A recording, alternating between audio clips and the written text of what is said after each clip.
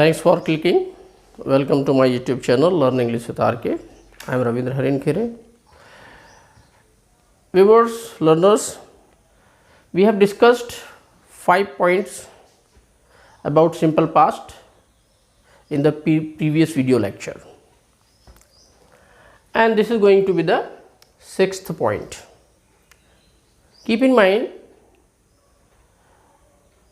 this situation or condition is a little bit difficult for the beginners or the students who are in lower classes to understand, because here we get confused how to get the real sense. So what is this point? Had better, had rather, had sooner, would rather, would sooner, इन सारी चीज़ों से advice या preference या suggestion का बोध होता है. अब आपको लग रहा होगा ये had better, had rather, had sooner, would rather, would sooner को हमने सिंपल पास्ट में क्यों लिया. You know, have is the first form and had is past form, second form. So had in fact is the second form of have. It means this one is V2 means simple past. In the same way, will and would is the second form of will. So would is V2, therefore simple past tense. तो ये had और would second form है, इसलिए simple past में, that's why we are taking here. हम आपको एक बात बता दें कि समझना भले ही मुश्किल है इस बात को थोड़ा सा, बट प्रतियोगी परीक्षाओं में या अच्छे वक्ताओं को यदि आप समझना चाहते हैं या उनकी जैसा if you want to speak like them, तो ये आपको समझना बहुत ज़रूरी है. Otherwise in most of the conditions you will fail to get the real sense.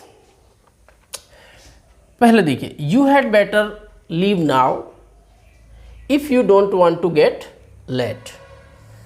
देखिए, had better plus V1, had better plus V1. यहाँ हम इस हैड बेटर को शुड से रिप्लेस कर दें तो you will get the real sense easily. You had better leave now, इसको आप कह you should leave now if you don't want to get late. यदि आप देर होना नहीं चाहते, आपको देरी, आपने चाहते कि आपको देरी हो, तो आपको तुरंत जो है रवाना हो जाना चाहिए, या तुम्हारे लिए रवाना होने का ये बिल्कुल सही समय है.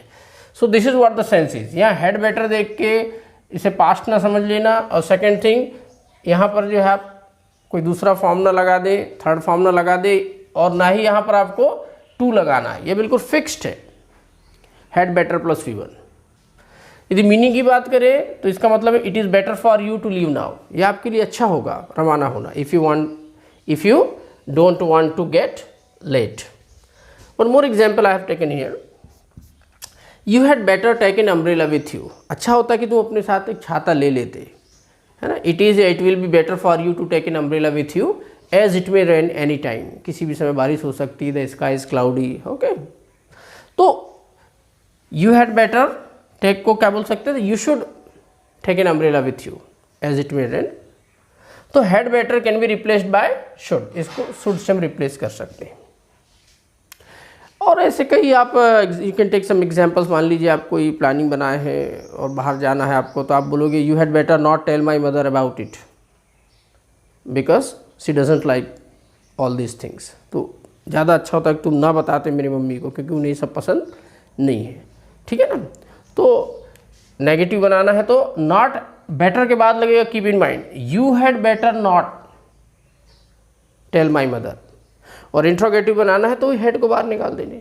Had we better consult our parents about it. क्या हमें इसके बारे में अपने पेरेंट्स से कंसल्ट करना अच्छा होगा, लाइक दिस. अब देखिए ना, वैसे इन सब का उपयोग जो है ना मोर और लेस कमोवेश एक ही अर्थ देता है. There isn't any basic difference. You can use any of them, but they slightly differ in meaning. So now we are taking the second one, would rather. Would rather we can simply write like this. Would rather को we can would और RATHER rather. तो I would rather, I'd rather. So I'd rather means I would rather या I had rather. परिस्थिति के हिसाब से आप इसकी मीनिंग निकाल सकते हैं. ठीक है. So would rather shows preference to do one thing the more than the another. किसी चीज़ से किसी चीज़ को ज़्यादा आप पसंद करते हैं या उसको किया जाना ज़्यादा आप अच्छा मानते हैं, तो आप वुड रादर से you can make the sentence. देखिए, he would rather eat at home than go to hotel, यानी उसे घर में खाना ज़्यादा अच्छा लगता है बजाय होटल जाने के। I would rather go to picnic than stay at home, यानी मेरे हिसाब से तो मुझे घर में रहने से अच्छा पिकनिक चले जाना चाहिए, या पिकनिक जाना अच्छा है मेरे लिए। Hindi meaning it is a little bit difficult to get the exact Hindi sense, you just have to understand the hidden meaning I should say. So I would rather go to picnic than stay at home means it will be better for me to go to picnic than stay at home, है ना। घर में रहने से अच्छा तो picnic चले जाना होगा, लाइक दिस। अब और एक देखिए, इसमें हम देखते हैं ऐसे आप और सेंटेंस बना सकते हैं। जैसे दो काम में आपको एक काम पसंद है और दूसरा काम कम पसंद है, तो आप जो ज़्यादा पसंद है उसको पहले रख देंगे और जो दूसरी वाली चीज़ है उसको बाद में रख देंगे। जैसे I would rather speak Hindi than English, it depends on you which one you prefer more. अब एक देखिए, यहाँ तो सब्जेक्ट एक सा रहता है। अब देखिए, दो सेंटेंस हैं, दोनों में सब्जेक्ट अलग अलग हो जाए तो क्या होगा।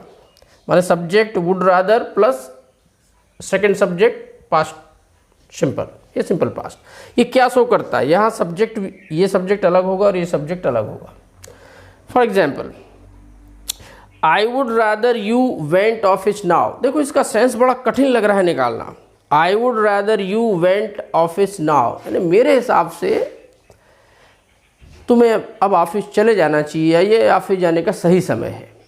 यानी I think it's the right time for you to go to office now. Went से आप पास्ट का कभी मीनिंग ना निकालना, ये it shows the preference in present और फ्यूचर। यानी according to me you should go to office now, this is the sense. We shall take some more examples. So see, we are taking two more examples here. I would rather you studied at home. As of now, you know, this time is of corona. By saying this, I would rather you studied at home. मेरे हिसाब से अच्छा होता कि तुम घर पर पढ़ते। तो यहाँ दो it is simple past, you studied at home, it means you want him to study at home. आप चाहते को इस समय सामने वाला घर पे पढ़े, तो आई would rather you studied at home. One more thing, यदि यहाँ सिंपल पास्ट है तो प्रेजेंट टाइम को एक्सप्रेस करेगा या फ्यूचर टाइम को एक्सप्रेस करेगा।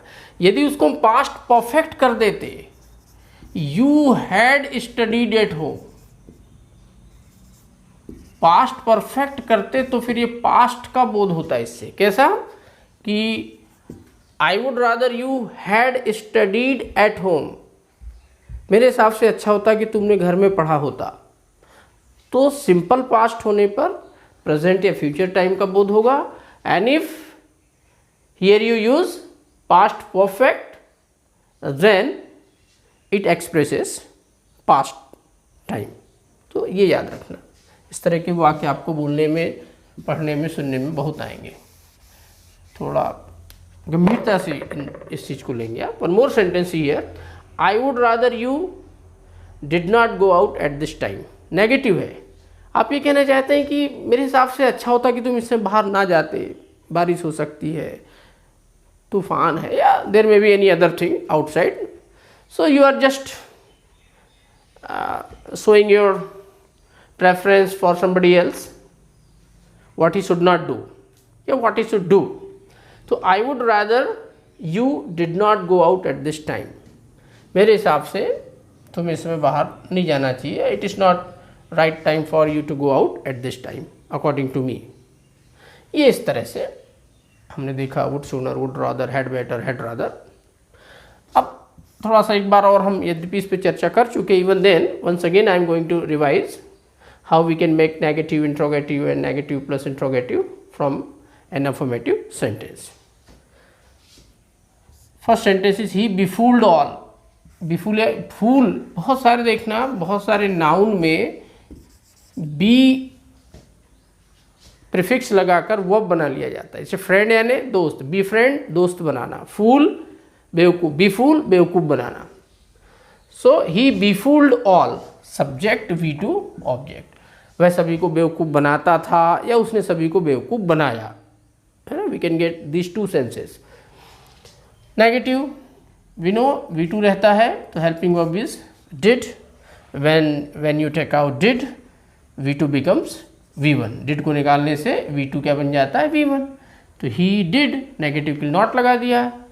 ही डिड नॉट बिफूल ऑल, उसने सभी को बेवकूफ़ नहीं बनाया या वह सभी को बेवकूफ़ नहीं बनाता था। इंट्रोगेटिव है ना, we'll take out did before the subject and V2 will become V1। तो डिड ही बिफूल ऑल, डिड निकाला तो V2 will change into V1, keep in mind.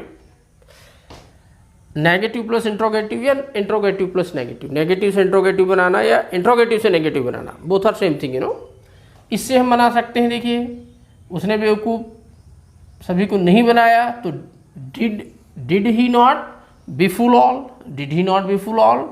या you can use didn't, didn't, और in American English it is pronounced as didn't. So didn't he befool all? So we feel comfortable when we say didn't or didn't. Okay, both are right. Did he not और मिला करके didn't. तो did he not befool all या didn't he befool all? क्या उसने सभी को बेवकूफ़ नहीं बनाया या क्या वह सभी को बेवकूफ़ नहीं बनाता था? Like this. यहाँ थोड़ा सा देखिए, he shut the door. Generally the beginners or the students who are in lower classes they make mistake here. They see shut first form है तो they think the helping verb is do. Keep in mind shut, shut, shut, all the three forms are same, present, past and past participle, तीनों एक से होते हैं। परंतु यदि यह V1 होता, if it were V1 तो we would write shuts here। V1 होता तो हम शट्स लेते, क्योंकि ही सिंगुलर थर्ड पर्सन है तो शट में एस लग गया होता। चूंकि ये V1 नहीं है इसलिए यहाँ शट नहीं लगा, तो definitely this one is V2। He shut the door, उसने दरवाज़ा बंद किया या वह दरवाज़ा बंद करता था, तो this one is V2। V1 होता तो एस लगता, तो V2 होने के कारण हेल्पिंग वर्ब इज डिड। तो he did not shut the door और he didn't shut the door. Interrogative did he shut the door, क्या उसने दरवाज़ा बंद किया। And negative and interrogative did he not shut the door या didn't he shut the door, क्या उसने दरवाज़ा बंद नहीं किया। इस पर भी हमने चर्चा कर ली है। ये तो यस और नो आंसर टाइप क्वेश्चंस की बात किया, हेल्पिंग वर्ब को बाहर निकालने वाले। Now we are going to frame sentences beginning with WH word. What is the structure we have already discussed, even then it's going to be a revision. WH word, then we'll put the helping verb did, then subject and V1 object and mark of interrogation. So now we shall see questions beginning with WH word. We have seen this kind of questions when we studied simple present. The only difference is that in simple present we use the helping verb do or does, and here we shall be using the helping verb did, है ना। वहाँ do does निकलता था या did निकलेगा। देखिए first sentence questions we have taken here is वह कहाँ छिपता था। पहले तो हमें छिपने के लिए we need to know the verb hide. Hide यानी छिपना या छिपाना। Hide, hid, hidden. Hide, hid, hidden. HID hid is the second form. So कहाँ के लिए हमने क्या लगा दिया, वेयर। वह छिपता था, ही हिड। वह छिपता था, ही हिड। चूंकि ये क्या है, it is a question. Question होने के नाते we have to take out the helping verb did. तो हमको यहाँ से क्या निकालना पड़ेगा, सिंपल पास्ट है तो डिड हेल्पिंग वर्ब को बाहर निकालना पड़ेगा, और ये हिड जो है second form will become first form. तो वेयर डिड ही हाइड। देखिए सेकेंड सेंटेंस और क्वेश्चन, उन्होंने किस प्रकार सफलता पाई या उन्होंने कैसे सफलता पाई। मैनर, हाउ, कैसा, कैसे, कैसी या किस प्रकार। हाउ, ये देखो किस प्रकार के लिए हमने लगा दिया, हाउ। अब क्या बच गया, उन्होंने सफलता पाई, they succeeded, they succeeded. Okay, so again this is a question, therefore we shall take out did. यहाँ डिड हेल्पिंग वर्ब को हमको बाहर निकालना पड़ेगा, and second form will become first form. So how did they get, how did they succeed, how did they succeed. अब देखिए हमने यहाँ सफलता पाने को वर्ब माना था, अब हम चाहें तो पाने को वर्ब मान ले, तो पाने के लिए होता है गेट, और सफलता के लिए फिर हम नाउन ला लेंगे सक्सेस। तो टू गेट सक्सेस यानी सफलता पाना, टू सक्सीड या टू गेट सक्सेस। तो हम यदि वर्ब के रूप में गेट को यूज करेंगे तो क्या हो जाएगा, किस प्रकार के लिए, हाउ, उन्होंने सफलता पाई, they got success, they got success. Again simple past है तो ये हेल्पिंग वर्ब हमने क्या निकाल दी, डिड। तो ये V2 क्या बन जाएगा, इट विल बिकम V1। तो how did they get success. Next one, भारतीय संविधान कब अस्तित्व में आया। हमने आपको इसके पहले भी, I remember I told you the English idiom for अस्तित्व में आना।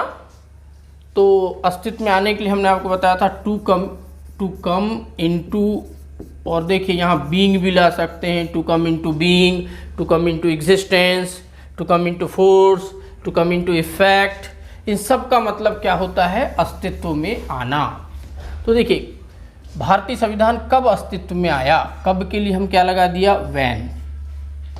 कब के लिए क्या लगा दिया, व्हेन। अब हमारे पास क्या बच गया, भारतीय संविधान अस्तित्व में आया, Indian constitution came into being, और came into force, came into effect, came into existence. Again this one is a question, so we shall take out the helping verb did, यहाँ डिड लाएंगे। So this came will become come, first form हो जाएगा। तो when did Indian constitution come into being? As we know, Indian Constitution came into being on 26th January 1950। ठीक है, आपने अपना भरसक प्रयास क्यों नहीं किया, है ना। कोई चीज़ को पाने के लिए कहते हैं ना, I am trying my best to get success, में सफलता पाने के लिए भरसक प्रयास कर रहा हूँ। तो पहले तो हम ये जान लें कि अपना भरसक प्रयास करने के लिए अंग्रेजी क्या होता है, टू ट्राई वंस बेस्ट या to do once best. Once मतलब यहाँ ही आएगा तो हिज बेस्ट, आई के लिए बोलेंगे तो माई बेस्ट, यू के लिए योर बेस्ट, दे के लिए देयर बेस्ट, लाइक दिस। ठीक है ना। तो देखिए आपने अपना भरसक प्रयास क्यों नहीं किया, तो क्यों, वाई। अब बच गया आपने अपना भरसक प्रयास नहीं किया, आपने अपना भरसक प्रयास किया, यू ट्राइड योर बेस्ट या यू डिड योर बेस्ट। तो यू ट्राइड योर बेस्ट का नेगेटिव क्या हो जाएगा, you did not try your best, यानी आपने अपना भरसक प्रयास नहीं किया, बिकॉज इट इज इंट्रोगेटिव। तो यहाँ डिड यहाँ ला देंगे हम। तो why did you not try your best या why didn't you try your best, या हम ये बोल सकते थे why did you not do your best या why didn't you do your best. We can use both, try और do. देखिए बार बार प्रैक्टिस करने से, देखिए how you can speak fluently, the only way is to speak out all the time. Whenever you meet a person who knows English or who can do conversation in English, do discuss with him. You can take any topic you want. This is the only way. Practice will make you perfect. है ना, there is no way out. उसने वहाँ क्या किया, next one, उसने वहाँ क्या किया। तो देखिए क्या, what, उसने वहाँ किया, उसने वहाँ किया, he did there। अगेन करने के लिए डिड सेकेंड फॉर्म है, सेकेंड फॉर्म है तो यहाँ डिड निकालेंगे, तो ये डिड का सेकेंड फॉर्म का first form do. So the translation will be what did he do their. किसने तुम्हें पथभ्रष्ट किया, गुमराह किया, गलत मार्गदर्शन दिया, गलत राह पर ले जाया। तो मिसलीड, मिसलेड, मिसलेड है ना, मिसलीड, मिसलेड, मिसलेड, ये होता है पथभ्रष्ट करना, गुमराह करना, गलत मार्गदर्शन करना। तो किसने, यहाँ कोई न कोई आंसर के रूप में सब्जेक्ट आएगा, मनीष ने, सतीश ने, है ना, मोहन ने। तो you will get the answer as subject, so we'll use who. किसने तुम्हें पथभ्रष्ट किया, तो हु मिसलेड यू। अब देखिए यहाँ पे हमें कौन सा फॉर्म यूज करना पड़ेगा, second form, who misled you. Did क्यों नहीं निकालेंगे, क्योंकि यहाँ कोई सब्जेक्ट नहीं है, who itself is working as subject, okay, who misled you। तुम किसे प्रताड़ित करते थे, परेशान करते थे, टॉर्चर करते थे, टॉर्चर, टॉर्चर्ड, टॉर्चर, TOR, तो देखिए किसे ऑब्जेक्ट के रूप में आंसर मिलेगा हमें। मैं अपने दोस्त को प्रताड़ित करता था, मैं तुम्हारे भाई को प्रताड़ित करता था, तो answer will be object. So will make question with whom. तो किसे, हुम, तुम प्रताड़ित करते थे, यू टॉर्चर्ड, और चूंकि ये क्वेश्चन है तो यहाँ हम डिड का यूज़ करेंगे। तो whom did you torture, और हमने बताया था nowadays we can use who in place of whom, है ना। तो who भी लिख सकते हैं, who did you torture, we have discussed about it। तुम में से कितनों ने इस लेक्चर को नहीं समझा। I hope almost all of you must have understood, but it's a question only। तुम में से कितनों ने, how many of you, ये सब्जेक्ट पूरा होगा। देखिए तुम में से कितनों ने, हाउ मेनी ऑफ यू, इस लेक्चर को नहीं समझा, did not understand this lecture. So how many of you did not understand this lecture. उसने तुम्हारे साथ कितना समय व्यतीत किया, स्पेंड, कितना समय, इसकी अंग्रेजी पहले बनाएंगे, हाउ मच टाइम, कितना समय, हाउ मच टाइम। अब क्या बच गया, उसने तुम्हारे साथ व्यतीत किया, ही स्पेंट विथ यू, तो जब हम डिड निकाल देंगे तो स्पेंड का यूज करेंगे, spent will become spend, V2 की जगह V1 का प्रयोग करेंगे। I hope it's all about all the conditions or situations where we can use simple past. At the same time, I told you how to frame questions beginning with helping verb and question word also. Thanks for watching. If you have any doubt, you can leave those doubts in the comment section. फिर मिलेंगे हम next Wednesday को। Till that time, bye.